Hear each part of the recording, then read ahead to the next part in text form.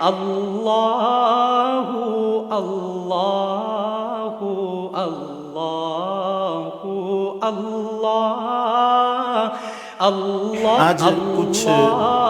میت کے مال کے متعلق چند باتیں عرض کی جاتی ہیں۔ اللہ تعالی ہم سب کو سن کر عمل کرنے کی توفیق عطا فرمائے۔ میت کے مال میں سے پہلے نمبر پر یہ ہے کہ اس کے کفن کا اور اس کے دفن کا انتظام کیا جائے۔ ہاں، کوئی بندہ اپنی طرف سے اگر کوئی رشتہ دار ہے وہ اپنی طرف سے اگر اس کے لیے کر دیتا ہے تو اس میں حرج کوئی نہیں، محلے والے اگر کر دیتے ہیں اس میں بھی کوئی حرج نہیں، لیکن اگر کوئی بھی کرنے والا نہیں ہے، اس کے کفن دفن کا انتظام کرنے والا کوئی نہیں ہے، تو جو مال اس نے چھوڑا ہے اس مال میں سے اس کے کفن دفن کا جو سنت طریقہ ہے اس کے مال میں سے اس کو ادا کیا جائے گا۔ دوسرا مسئلہ یہ ہے کہ یہ اس کے کفن دفن کے بعد جو اس کا مال بچتا ہے اس میں سے اس کا قرض ادا کیا جائے گا۔ اس نے اگر کسی کے کوئی پیسے دینے ہیں، کسی کا مال دینا ہے تو اس کا قرض ادا کیا جائے گا۔ یہ فرض ہے، قرض کا ادا کرنا ضروری ہے۔ نبی مکرم شفیع معظم جان کائنات صلی اللہ علیہ وسلم کی بارگاہ عالیہ میں ایک صحابی حاضر خدمت ہوئے، عرض کی یا رسول اللہ صلی اللہ علیہ وسلم، میں اگر جنگ پہ جاؤں اور میدان جنگ میں قتل کر دیا جاؤں، یعنی کہ شہید ہو جاؤں، تو میرے گناہ معاف ہو جائیں گے؟ نبی پاک علیہ السلام نے فرمایا اللہ تعالیٰ تیرے سارے گناہ معاف فرما دے گا۔ پھر عرض کی واقعی یا رسول اللہ اگر میں جنگ پہ جاؤں اور وہاں شہید کر دیا جاؤں میرے سارے گناہ معاف ہو جائیں گے؟ فرمایا ہاں، اللہ تعالیٰ تیرے سارے گناہ معاف فرما دے گا۔ تیسری مرتبہ پھر عرض کی یا رسول اللہ واقعی یہ سچ بات، یہ حقیقتاً ایسے ہی ہے؟ اگر میں جنگ پہ جاتا ہوں اور وہاں شہید ہو جاتا ہوں میرے سارے گناہ معاف ہو جائیں گے؟ نبی پاک علیہ السلام نے فرمایا ہاں، تیرے سارے گناہ معاف ہو جائیں گے۔ تو وہ اٹھ کے جانے لگا تو نبی پاک علیہ السلام نے واپس بٹھا لیا۔ اللہ کے محبوب علیہ السلام نے فرمایا سن، تو نے تو 3 بار کی بات کی نا۔ سرکار دو عالم صلی اللہ علیہ وسلم نے فرمایا سن، تو جنگ پہ جائے اور اللہ کی راہ میں جہاد کرے، پھر میدان جنگ میں قتل کیا جائے، تو پھر اللہ تعالیٰ تجھے نئی زندگی دے، پھر تو میدان جنگ میں جائے اور دین اسلام کی طرف سے لڑتا ہوا شہید ہو، اللہ پھر تمہیں زندگی دے، 1000 زندگیاں بھی تجھے ملے اور 1000 جانیں بھی تو اللہ کی راہ میں جہاد کرتے ہوئے قربان کر دے، تو قرض معاف نہیں ہوگا، دین معاف نہیں ہوگا، باقی سب کچھ اللہ معاف فرما دے گا۔ تو ان چیزوں کا ہمیں خاص خیال رکھنا چاہیے، جو قرض ہے یہ معاف نہیں ہوگا۔ نبی پاک علیہ السلام نے ارشاد فرمایا تھا مفلس کون ہے؟ عرض کی یا رسول اللہ صلی اللہ علیہ وسلم، مفلس وہ ہے کہ جس کے پاس رہنے کو چھت نہ ہو، کھانے کو روٹی نہ ہو، پہننے کو کپڑا، ہر طرف سے محتاجی ہو۔ نبی پاک علیہ السلام نے فرمایا وہ تمہاری دنیا کے لحاظ سے ہے، میرے نزدیک مفلس وہ ہے۔ یہ حدیث پاک کا مفہوم عرض کر رہا ہوں۔ نبی پاک علیہ السلام نے فرمایا میرے نزدیک مفلس وہ ہے کہ جب کل قیامت کے دن وہ میزان پہ آئے گا تو نیکیوں کے پہاڑ ہوں گے، لیکن اس کا حق لینے والے آ جائیں گے، رب العالمین اس بندے نے میرا حق دینا ہے، اللہ فرمائے گا فرشتوں اتنی نیکیاں اٹھاؤ اس بندے کو دے دو۔ ایک اور آ جائے گا یا اللہ اس نے میرا بھی حق دینا ہے، اس نے میرا مال بھی کھایا وہ بھی اس نے دینا ہے، یا اللہ اس نے میرے پیسے دینے ہیں۔ وہ طرح طرح کے حقدار آتے رہیں گے، اس کی نیکیاں اٹھا کے دی جاتی رہیں گی، حتیٰ کہ نیکیوں کے پہاڑ ختم ہو جائیں گے لیکن حقدار ابھی بھی باقی رہیں گے۔ ایک آئے گا میرا اس نے قرض دینا ہے، اللہ فرمائے گا اس کی نیکیاں تو ختم ہوگی، ایسا کرو جو حق لینے کے لیے آئے اس کے اتنے گناہ اس کے سر ڈال دو۔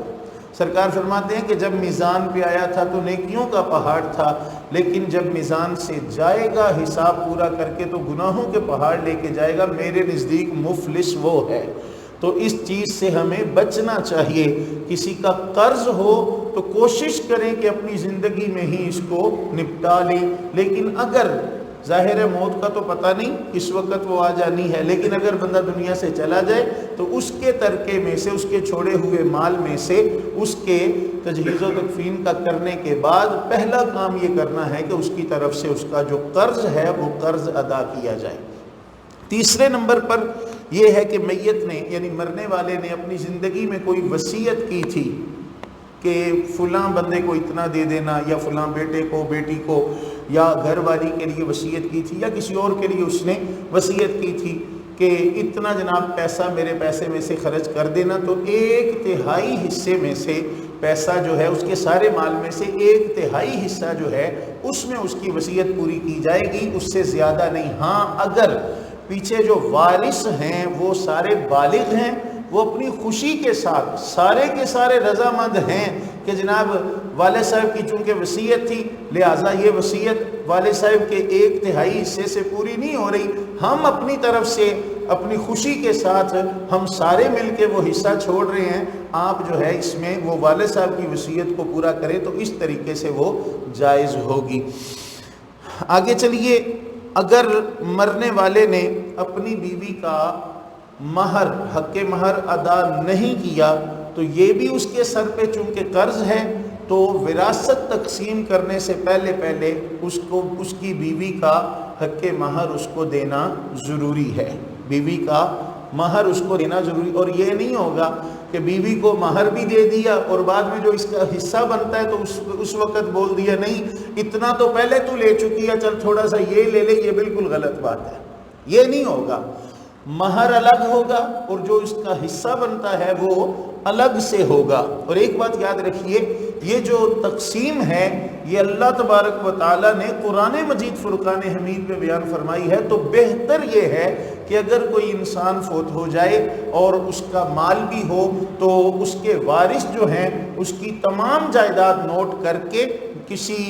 مفتی صاحب کے پاس پیش ہوں کہ جناب اس کی اتنی اولاد ہے، یا اولاد نہیں ہے تو ماں باپ ہیں، بہن بھائی ہیں، تو کتنا کتنا حصہ بنتا ہے، تو جو شریعت کے مطابق حصہ بنتا ہے وہ حصہ جو ہے وہ ادا کرنا انتہائی ضروری ہے۔ اللہ تعالیٰ ارشاد فرماتا ہے تلک حدود اللہ، یہ اللہ تعالیٰ کی حدیں ہیں، ان حدوں کو کراس نہ کرنا۔ اگر تم نے ان حدوں کا پاس رکھا اور ان کو کراس نہ کیا، اللہ کی اطاعت کی، اللہ کے رسول کی اطاعت کی، تو اس کے بدلے میں تمہیں کیا ملے گا؟ اللہ تعالیٰ ارشاد فرماتا ہے پھر تمہارے لیے میں نے جنتیں تیار کر رکھی ہیں جن کے نیچے نہریں چلتی ہیں۔ لیکن اگر تم نے ایسا کیا، اللہ کے حدود کو کراس کرنے کی کوشش کی اور اپنی مرضی کے مطابق مسائل گھڑ کے یا مفتیان اکرام کو پیسے دے کر اپنی مرضی سے وہ جناب لوگوں کو پیسے دے کر مسائل کو گڑبڑ کرنے کی کوشش کی، تو اس کا کیا ہوگا؟ ان کے ساتھ جو معاملہ ہوگا دین بگاڑنے کا وہ تو ہوگا، لیکن تمہاری بھی بچت نہیں ہوگی، تمہارے لیے پھر دوزخیں ہیں،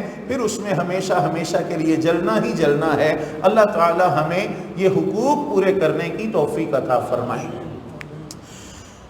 پھر آگے جبرن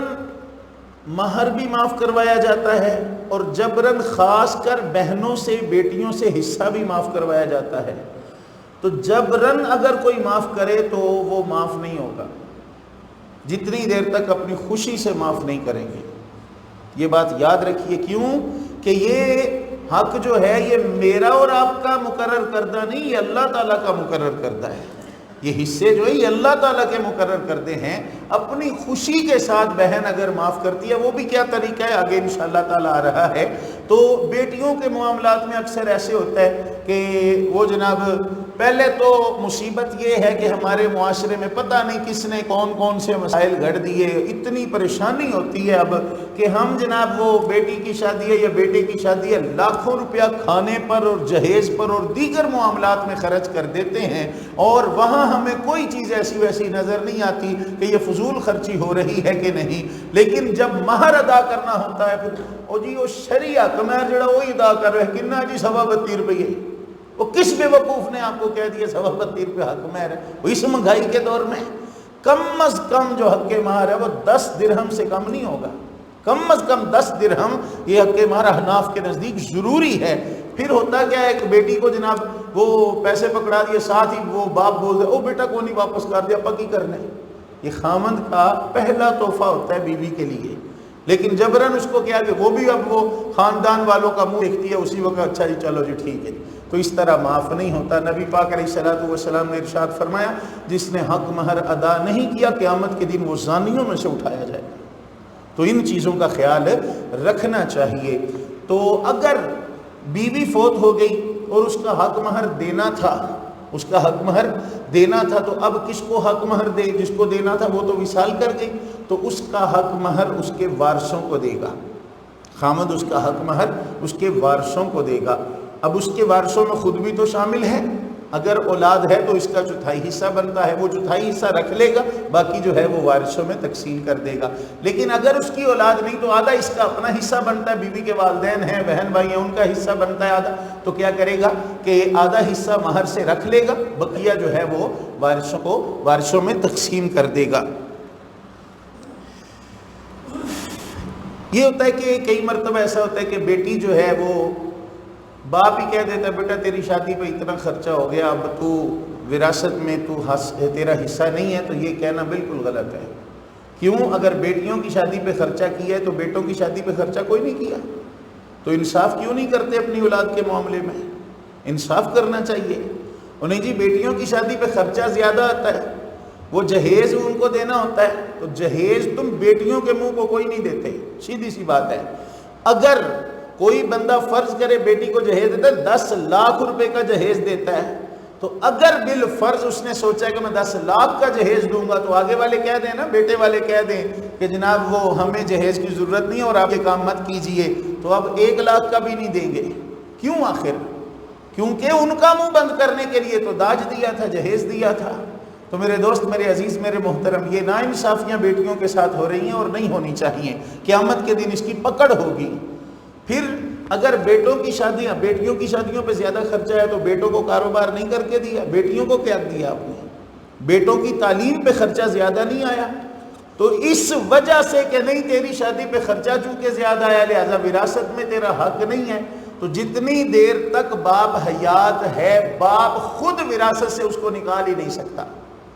شرعی طور پر باپ بیٹی کو یا بیٹے کو وراثت سے نہیں نکال سکتا۔ کیوں؟ وراثت تو بنے گی اس کے مرنے کے بعد، ٹھیک ہے، اور وراثت بنے گی مرنے کے بعد، اور یہ حق اللہ نے مقرر کیا ہے، بندے نے تو مقرر ہی نہیں کیا۔ پھر بیٹی کئی بار کہہ دیتی ہے نہیں جی آپ نے میرے لیے اتنا خرچہ کر دیا لہٰذا اب وراثت میں سے میرا حصہ کوئی نہیں، تو یہ بھی غلط ہے۔ بیٹی اپنا حق معاف کر ہی نہیں سکتی۔ ہاں اس صورت میں معاف کر سکتی ہے کہ جب میت کے مال کی تقسیم کر دی گئی،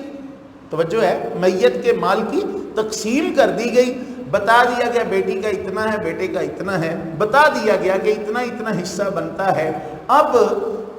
بہتر تو یہ ہے کہ بہنوں کو ادا کر دیا جائے کہ جناب یہ بہنا 13 لاکھ روپیہ بنتا ہے، 2 لاکھ بنتا ہے، 10 لاکھ بنتا ہے، یہ تیرے پیسے بنتے ہیں۔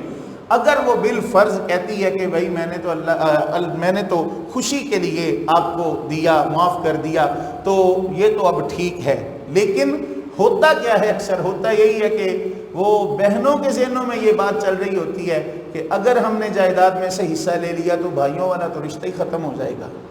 بھائیوں والا رشتہ ہی ختم ہو جائے گا۔ ایک بات میری یاد رکھنا، بہت سارے ایسے مسائل ہم سے لوگ پوچھتے ہیں، ہمارے سامنے آتے ہیں کہ وہ ایک بہن نے حصہ مانگ لیا تو بھائیوں نے قطع تعلقی کر دی، اور کسی بھائی کے ساتھ کوئی خاص پیار تھا دوسری بہنوں کا، اور ایک نے اگر مجبوری میں اپنا حصہ مانگ لیا تو اب کیا اس کے ساتھ ناطہ ہی توڑ دیا؟ نہیں جی اس نے تو خیال ہی نہیں کیا، وہ اس کو حق اللہ رسول نے دیا، تم کون ہوتے ہو اس کو محروم کرنے والے؟ پھر اگر قطع تعلقی کرو گے تو اس کے جرم بھی تم، مجرم بھی تم ہوو گے، اس بہن کا کچھ نہیں بگڑے گا، اس کا کچھ نہیں بگڑے گا۔ نبی پاک علیہ السلام جب معراج شریف سے واپس آئے، کچھ عرصہ گزرا، حضرت عائشہ صدیقہ نبی پاک علیہ السلام کے حرم محترم میں آئیں، وقت گزرتا گیا تو ایک دن نبی پاک علیہ السلام کا دریا رحمت جوش میں آیا۔ نبی پاک علیہ السلام نے فرمایا عائشہ مانگ کیا مانگتی ہے؟ عرض کی آقا اگر اجازت ہو تو میں کسی سے مشورہ کر لوں، مانگنے سے پہلے کسی سے مشورہ کر لوں؟ ہمارے جیسا ہوتا تو منہ کھول دیتا جی یہ دے دے، یہ اس چیز کی ضرورت ہے، پر انہوں کو پتا تھا کہ یہ میں کس ہستی سے مانگ رہی ہوں، اور آفر کس ہستی نے کروائی ہے، جس کی خاطر اللہ نے کل کائنات بنائی ہے، جو جنت تک کا مالک ہے، اس ہستی نے مجھے آفر کی ہے۔ اب نبی پاک علیہ السلام نے اجازت دے دی۔ حضرت عائشہ صدیقہ رضی اللہ تعالیٰ عنہ نے اپنے والد بزرگوار حضرت سیدنا صدیق اکبر رضی اللہ تعالیٰ عنہ سے مشورہ کیا کہ ابا جان، نبی پاک علیہ السلام نے فرمایا عائشہ مانگ کیا مانگتی ہے، تو ابا جان مجھے بتائیے میں کیا مانگوں؟ آپ نے فرمایا بیٹا نبی پاک علیہ السلام کی بارگاہ میں عرض کرو کہ یا رسول اللہ، جو معراج کی رات اللہ تعالیٰ نے آپ سے خاص کلام فرمایا ہے اس میں سے ایک بات مجھے بھی بتا دے، نبی پاک علیہ الصلوۃ والسلام کی بارگاہ میں جب حضرت عائشہ صدیقہ رضی اللہ تعالیٰ عنہ حاضر ہونے لگی تو حضرت ابو بکر صدیق نے ایک وعدہ لے لیا، پیاری عائشہ اگر نبی پاک علیہ السلام کچھ بتائیں تو مجھے بھی ضرور بتانا، مجھے بھی ضرور بتانا۔ اب نبی پاک علیہ الصلوۃ والسلام کی خدمت اقدس میں عرض کی گئی، یا رسول اللہ صلی اللہ علیہ وسلم آپ نے فرمایا تھا مانگ کیا مانگتی ہے، تو میں عرض کرنا چاہتی ہوں کہ وہ خاص باتیں جو اللہ نے آپ سے فرمائی ہیں معراج کی رات، اس میں سے ایک بات مجھے بھی بتا دیں۔ میرے آقا علیہ الصلوۃ والسلام مسکرا پڑے۔ اب علماء فرماتے ہیں آقا علیہ السلام کے مسکرانے کی وجہ کیا تھی؟ ایک وجہ تو یہ تھی کہ ایک تو کہہ رہی ہے کہ جو خاص باتیں بتائیں، جو خاص باتیں ہیں وہ پھر خاصوں کے ساتھ بھی ہوتی ہیں، وہ پھر ایسے تو نہیں بتا دی جاتی۔ دوسری بات یہ کہ نبی پاک علیہ الصلوۃ والسلام کی پیاری رفیقہ حیات کو اگر یہ کچھ مانگنے کا حکم ملا تھا تو انہوں نے دنیا کی دولت نہیں مانگی، اگر کچھ مانگا ہے تو نبیوں کی میراث علم مانگا ہے، نبیوں کی وراثت میں سے حصہ مانگا ہے، علم مانگا ہے انہوں نے۔ تیسری بات یہ ہے کہ انہوں نے اپنی کسی سہیلی سے مشورہ نہیں کیا، اپنے والد سے مشورہ کیا ہے۔ ہمیں بھی چاہیے کہ کوئی ایسے معاملات ہو جائیں، اگر کسی چیز میں مشورے کی ضرورت ہو تو والدین کی طرف رجوع کریں۔ دوست احباب یہ دھوکہ دے سکتے ہیں لیکن والدین اپنی اولاد کو دھوکہ نہیں دے سکتے، تو والدین سے مشورہ کرنا چاہیے۔ خیر وقت کے دامن میں اتنی گنجائش نہیں، تو نبی پاک علیہ الصلوۃ والسلام نے ارشاد فرمایا، پیاری عائشہ اللہ نے میرے ساتھ وعدہ فرمایا ہے جو بندہ رشتوں کو جوڑے گا میں اللہ ہو کر اپنے آپ پر یہ لازم کرتا ہوں کہ اس بندے کو جنت ضرور بھیجوں گا۔ جو بندہ رشتوں کو جوڑے گا میں اللہ ہو کر اپنے آپ پر لازم کرتا ہوں کہ اس کو جنت میں ضرور بھیجوں گا۔ حضرت عائشہ صدیقہ رضی اللہ تعالیٰ عنہ نے جب حضرت ابو بکر صدیق رضی اللہ تعالیٰ عنہ کو یہ بات بتائی تو حضرت سیدنا صدیق اکبر رضی اللہ تعالیٰ عنہ پھوٹ پھوٹ کے رونے لگے۔ عرض کی ابا جان یہ تو خوشی کی بات ہے۔ فرمایا تجھے نبی پاک علیہ السلام نے جو بات بتائی ہے بات درست ہے، لیکن اس کا دوسرا رخ بھی ہے، اس کا دوسرا رخ بھی ہے۔ عرض کی ابا جان وہ کیا؟ تو آپ نے فرمایا بیٹا اللہ کے محبوب علیہ السلام نے ایک مرتبہ فرمایا تھا کہ اللہ تبارک و تعالیٰ نے مجھے فرمایا ہے حبیب پیارے جو رشتوں کو قطع کرے گا، رشتوں کو توڑے گا، میں اللہ اس پر لازم، میں اللہ اپنے آپ پر لازم کرتا ہوں اس کو جنت کا رستہ نہیں دوں گا، وہ جنت نہیں جا سکے گا، اس کو جہنم میں پھینکوں گا۔ تو چھوٹی چھوٹی باتوں سے اچھا پھر ہم کہتے ہیں جی ہم مرد ہیں، ہم مرد ہیں، ہم جی جو بڑے ہیں جی عورتوں پر ہماری بڑی فضیلت ہے، الرجال قوامون علی النساء ہمارے لیے حکم ہے۔ تو جب جہیز جب یہ جائیداد کی باری آتی ہے تو پھر ہماری مردانگی کدھر جاتی ہے؟ حق تو یہ ہے نا کہ ہم بہن کو بولیں کہ بہنا تو کیوں حصہ معاف کرتی ہے، پکڑ یہ تیرا حصہ ہے، اور بھی چاہیے تو ہم دیں گے، ہم تیرے بھائی ابھی زندہ ہیں، کوئی بات نہیں، ابا جی کا وصال ہو گیا، دنیا سب نے چھوڑ کے جانی ہے۔ لیکن کوئی ایسے ہم کیا کرتے ہیں، وہ جناب ایسے یتیم مسکین بنتے ہیں جیسے ہم جیسا غریب ہے ہی اس دنیا میں کوئی نہیں۔ بہنا تیری مہربانی، چھوٹے چھوٹے بچے ہیں معاف ہی کر دے۔ تو ایک بات یاد رکھیے، اتنی دیر تک معاف نہیں کر سکتی جتنی دیر تک تقسیم نہ ہو جائے، جتنی دیر تک تقسیم نہ ہو جائے اتنی دیر تک معاف کر سکتی نہیں۔ ہاں اس کا بہتر حل یہی ہے کہ اس کو دے دیا جائے کہ میں نا یہ تیرا حصہ ہے، یا اس کو بتا دیا جائے یہ تیرا اتنا حصہ بنتا ہے، جب تو چاہے تو حصہ اپنا لے سکتی ہے۔ پھر وہ اگر کہہ دے جی میں نے اپنی رضا کے لیے، خوشی کے لیے میں نے وہ حصہ چھوڑا، یا خود وہ اپنی طرف سے کہیں اور بھی اگر لگانا چاہے تو اس میں کوئی حرج نہیں ہے۔ پھر دیکھیے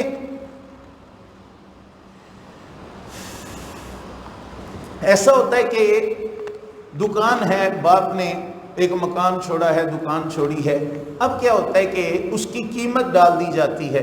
اس کی مالیت جو ہے اس کا پتہ کر لیا جاتا ہے۔ اب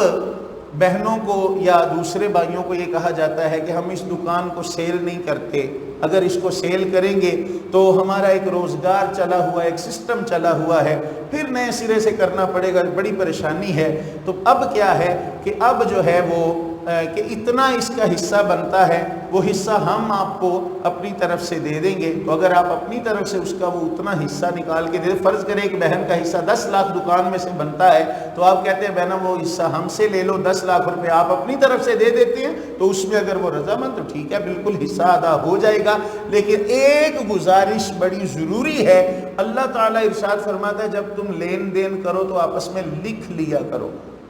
آپس میں لکھ لیا کرو۔ یہ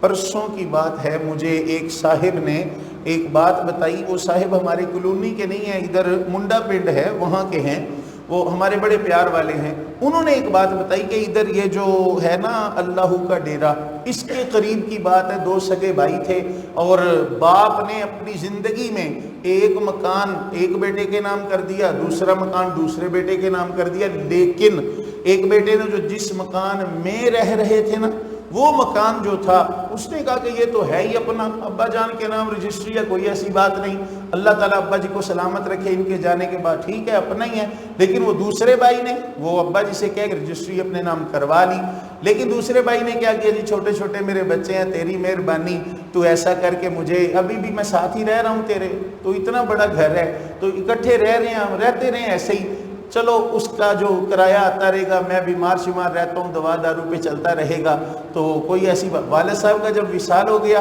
اب کیا ہوا، یہ مکان جو ہے اس میں وہ رہ رہا تھا، اس کے بیوی بچے بھی رہ رہے تھے، جس کا اپنا نہیں تھا۔ اچھا یہ بھی انہوں نے مجھے بتایا کہ اس کے دوستوں نے اس کو کہا جس کا وہ اپنا گھر تھا، والد صاحب کے چلے جانے کے بعد جس کی ملکیت میں وہ گھر آنا تھا، اس کو بولا بھی کہ بھائی تو لکھوا لے کہ اگرچہ یہ میرا بھائی ہے لیکن یہاں رہتا ہے کرایہ دار بن کے، کرایہ پے کرتا ہے، کرایہ دیتا ہے مجھے، لو نہ تم کرایہ اس سے، ٹھیک ہے بھائی ہے تمہارا، رہتا رہے۔ اس نے کہا نہیں یہ تو بھائیوں میں بڑا فرق آ جائے گا، یہ نہیں ہو سکتا، میں اس سے جناب پیسے کیوں لوں، پیسے تو لینے ہی نہیں ہے، صرف لکھنا ہی ہے نا۔ کہنے لگا نہیں میں لکھتا بھی نہیں، مجھے اپنے بھائی پہ اعتبار ہے۔ پھر ہوا کیا، اس نے اس مکان سے بھی حصہ مانگا، وہ تو اس نے اپنے نام کروا ہی لیا تھا نا، اس میں سے بھی حصہ مانگا کہ نہیں یہ ابا جی کی جائیداد ہے، لہٰذا میرا بھی پورا اتنا ہی حصہ ہے جتنا تیرا حصہ ہے۔ دنیا کے چند ٹگوں کی خاطر اپنی آخرت بھی تباہ کر لی۔ تو اس طرح کے معاملات نہیں ہونے چاہیے۔ اگر بالفرض اس طرح کے معاملات ہوں تو کم از کم قرآن مجید کا جو حکم ہے کہ اس کو لکھ لیا کرو اپنے لین دین کو، اگرچہ باپ بیٹا کیوں نہ ہو، بھائی بھائی کیوں نہ ہو، ایک دوسرے کے ساتھ لین دین کرو، اس کو لکھ لو تاکہ شیطان جو ہے وہ خلل ڈال کر بھائیوں کو جدا نہ کر سکے۔ بہت سارے مسائل ابھی باقی ہیں، چلیں آخری ایک مسئلہ عرض کر دیتا ہوں کہ لے پالک کہتے ہیں کہ اپنی اولاد نہیں تھی لیکن کہیں سے ہم نے لے کر بیٹا یا بیٹی پالے، اب ہمارے دنیا سے چلے جانے کے بعد ہماری جائیداد میں سے اس کا حصہ بنے گا یا نہیں بنے گا۔ میرے دوست، میرے عزیز، میرے محترم توجہ کیجئے، یہ جو بچے دیتے ہیں اور کچھ بچے لیتے ہیں اس کے بھی کوئی شرعی قوانین ہیں، شریعت نے اس کی بھی کچھ حد بندیاں لگائی ہیں۔ پہلے ہوتا تھا کہ جس نے بچہ لیا ہے گود وہ اپنا نام اس کو دے سکتا تھا، جس طرح کہ حضرت زید بن حارثہ رضی اللہ تعالیٰ عنہ جب نبی پاک علیہ السلام کی خدمت میں آئے تو یہ تو بکتے بکاتے آئے تھے، تو اللہ تعالیٰ کے محبوب علیہ السلام کی زوجہ محترمہ میری آپ کی اماں جان حضرت سیدہ خدیجہ الکبریٰ رضی اللہ تعالیٰ عنہ، اور مزے کی بات جن کا آج یوم وصال بھی ہے، 10 رمضان المبارک کو جن کا یوم وصال بھی ہے، تو مہربانی کیجئے گا کہ کوشش کیجئے گا کوئی نیکی کر کے تو اماں جی کی روح کو ضرور پیش کیجئے گا، اس میں بڑی برکتیں ہوتی ہیں، ہماری صرف ایک نسبت ظاہر ہو جاتی ہے، اللہ تبارک و تعالیٰ ہو سکتا ہے ہمارے اس عمل سے ہی ہماری بخشش فرما دے۔ تو حضرت سیدہ خدیجہ الکبریٰ رضی اللہ تعالیٰ عنہا نے حضرت زید کو نبی پاک علیہ السلام کی خدمت میں پیش کر دیا۔ نبی پاک علیہ السلام کے وہ چھوٹے موٹے کام جو تھے وہ باہر اندر کے وہ حضرت زید کر دیا کرتے تھے۔ حضرت زید جس علاقے کے تھے نا، وہاں کے کچھ لوگ مکہ پاک کا خریداری کے لیے انہوں نے جا کے حضرت زید کے والد حارثہ کو بتایا کہ تیرا بیٹا مل گیا ہے جو ڈاکوؤں نے اٹھایا تھا، وہ مکے کے ایک بڑے عظیم شخص کے پاس ہے، وہ اتنا پیار والا ہے کہ اگر اس بندے کو جا کے کہو گے نا یار جتنے پیسے دے کے تو نے یہ بچہ خریدا ہے نا اتنے پیسے لے لو، یہ بچہ ہمیں دے دو، ہمارا بیٹا ہے، ہمارا جگر کا ٹکڑا ہے، ہم اس سے جدا نہیں رہ سکتے، تو وہ بڑی امید ہے کہ وہ اتنے پیسے لے کر مان جائے گا۔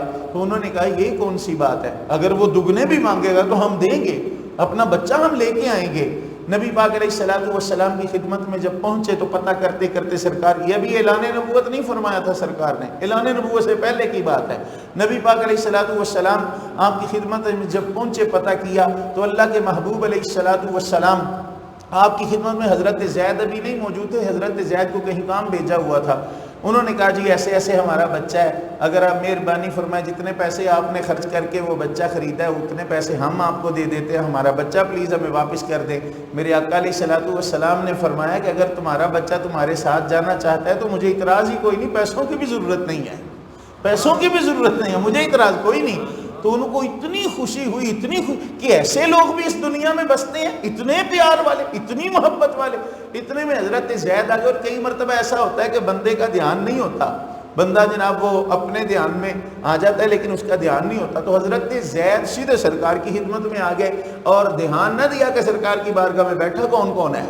نبی پاک علیہ الصلوۃ والسلام سے جو کام تھا عرض کر دیا، تو نبی پاک علیہ الصلوۃ والسلام نے ارشاد فرمایا زید یہ پیچھے دیکھو کون ہے۔ حضرت زید نے جب دیکھا تو اپنا باپ، اپنا چچا بڑے دنوں کے بعد نظر آئے نا، تو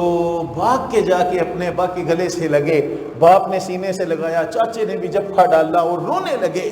نبی پاک علیہ الصلوۃ والسلام نے فرمایا زید یہ تمہیں لینے کے لیے آئے ہیں۔ جب اتنی بات سنی تو سرکار کے قدموں پہ آ گئے، پھر آقا علیہ الصلوۃ والسلام کے قدموں میں آ گئے اور عرض کرنے لگے آقا تیرا در چھوڑ کے میں ان کے ساتھ نہیں جانا چاہتا، تیرا در چھوڑ کے آقا میں آپ کو چھوڑ کے ان کے، اگرچہ یہ میرا باپ ہے، میرا چچا ہے، بڑے دن کے ہم ایک دوسرے سے بچھڑے ہیں، لیکن آقا آپ کو چھوڑ کے میں ان کے ساتھ بھی نہیں جانا چاہتا۔ میرے آقا علیہ السلام کی آنکھیں بھر آئیں۔ نبی پاک علیہ الصلوۃ والسلام نے حضرت زید کا بازو پکڑا اور سرکار مطاف میں جہاں طواف کیا جاتا ہے وہاں لے گئے، فرمایا اے مکے والو سن لو، آج کے بعد اس بچے کو زید بن حارثہ کوئی نہ کہے، آج سے یہ بچہ زید بن محمد ہے، آج سے یہ بچہ زید بن محمد ہے۔ وقت گزرتا گیا، پھر اللہ تعالیٰ نے منع فرما دیا کہ نہیں، بچوں کو ان کے حقیقی والدین کے نام سے ہی پکارا جائے، بچوں کو ان کے حقیقی والدین کے نام سے ہی پکارا جائے۔ بچے کا شناختی کارڈ بننا وہ تو بہت دور کی بات ہے، اگر اس کا اسکول میں ایڈمیشن کرانا ہے یا کہیں اور اس کا نام لکھوانا ہے تو اس بچے کا نام اس کے حقیقی باپ کے نام کے ساتھ لکھا جائے گا، جس نے لے کر پالنا ہے اس کا نام نہیں لکھا جائے گا۔ جس طرح نام نہیں لکھا جائے گا اسی طرح اس کی وراثت میں بھی اس کا حق نہیں ہوگا۔ توجہ ہے، اس کی وراثت میں بھی اس کا حق نہیں ہوگا۔ فرض کریں ایک آدمی ہے، اس کے 8 بچے ہیں، اس کے بھائی کی اولاد نہیں، اس نے کہا جی اللہ تعالیٰ نے تجھے اتنی اولاد دی ہے، ایک بیٹا مجھے دے دو، اس نے کہا ٹھیک ہے جی تم لے لو۔ اب کیا ہے کہ وہ چچا جو ہے وہ فوت ہو جاتا ہے تو اس کی جائیداد میں سے اس بچے کا کوئی حصہ نہیں ہے۔ ہاں اگر وہ اپنی زندگی میں کوئی اپنا مکان، دکان یا کوئی اپنی پراپرٹی اس کے نام کر گیا تھا اور اس نے اس پر قبضہ بھی کر لیا تھا، یہ بات یاد رکھیے، تحفے پر جتنی دیر تک قبضہ نہیں ہوگا اس کا وہ حکم نہیں رہے گا، مالک وہی رہے گا، مالک وہی رہے گا، جتنی دیر تک قبضہ نہیں ہوگا اتنی دیر تک مالک نہیں ہوگا۔ خیر اگر اس نے قبضہ بھی کر لیا تو اب جو ہے اب اس کی جب وراثت تقسیم ہوگی تو اب وہ جو حصہ جو اس نے تحفے پہ دے دیا ہے اپنے اس لے پالک بیٹے کو تو وہ اسی کا ہی رہے گا، اس سے چھینا نہیں جائے گا۔ لیکن اگر وہ بچہ وہیں رہتا، وہیں پلا بڑا، جوان ہوا اور اس کے والد حقیقی کا وصال ہو گیا تو اب جہاں وہ 7 بیٹوں میں جائیداد تقسیم ہوگی اس 8ویں میں بھی تقسیم ہوگی۔ اب جہاں وہ جائیداد تقسیم ہوگی تو وارث یہ بھی ساتھ بنے گا، اگرچہ شروع سے وہی رہتا رہا ہے، شروع سے اگر وہی رہتا رہا ہے تو اللہ تبارک و تعالی ہمیں دین کے احکامات سمجھ کر ان پر عمل کرنے کی توفیق عطا فرمائے۔ بہت ساری چیزیں رہ جاتی ہیں لیکن وقت کے دامن میں اتنی گنجائش نہیں ہوتی۔ اللہ تعالی مجھے اور آپ سب احباب کو دین سیکھنے کی توفیق عطا فرمائے۔ آپ کا وقت زیادہ لے لیتے ہیں اس کے لیے معذرت چاہتے ہیں۔ اللہ تعالی میرا اور آپ سب